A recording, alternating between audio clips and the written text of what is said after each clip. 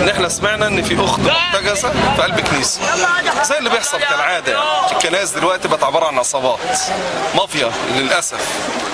اي واحده تسلم ارهاب الكنيسه برئاسه الكلب النجس شنوده، الكلمه دي لازم تطلع. ايه ده؟ مين الراجل العبيط ده؟ الراجل ده عبيط قوي،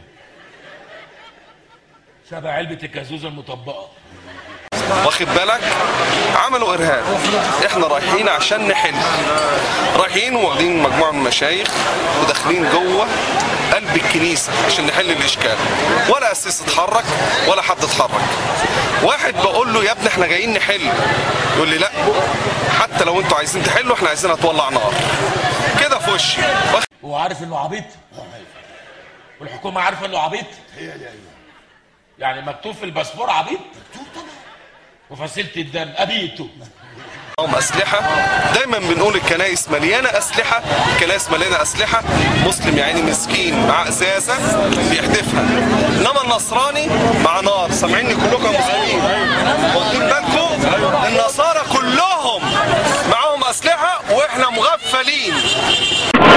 معهم مدافع وبنادق وكنابل وتكاتيف وكل حاجه معاهم. احنا كمسلمين مغفلين.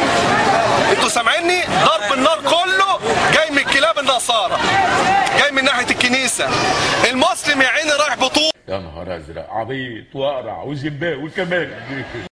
ايوه، ما نبقاش رجاله لما ولعنا الكنائس اللي في امبابه. صح. هطربعها لكم. ايوه انا هطربعها لكم. ولا البيت، شفت البيت؟ ايوه. تجنن منين دي؟ من هنا؟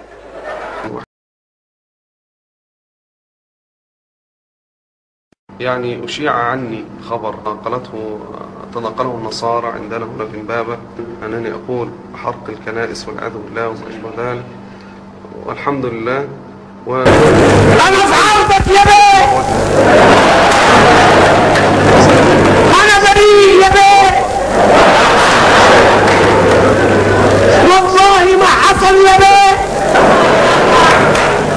امال كل اللي قلته ده ايه؟ ده انا بعكس يا بيه، مش كده بتقولي؟ اول باب يا بيه، ما تاخذوش يا بيه، اصله راجل مراهق. اول باب يا بيه، انا ومتولي مراهقين يا بيه، احنا خنافس يا بيه. يعني كيف يقول رجل مثل هذا الكلام هو سلفي تربى على السلفية وتربى على دين الإسلام، ونهاه نبيه عليه الصلاة والسلام عن قتل نفس واحدة، وقال إنه لا يشم رائحة الجنة، فكيف يفعل هذا بكنيسة وبدار عبادة ويعتدي على من فيها ونبينا نهى عن قتل نفسه؟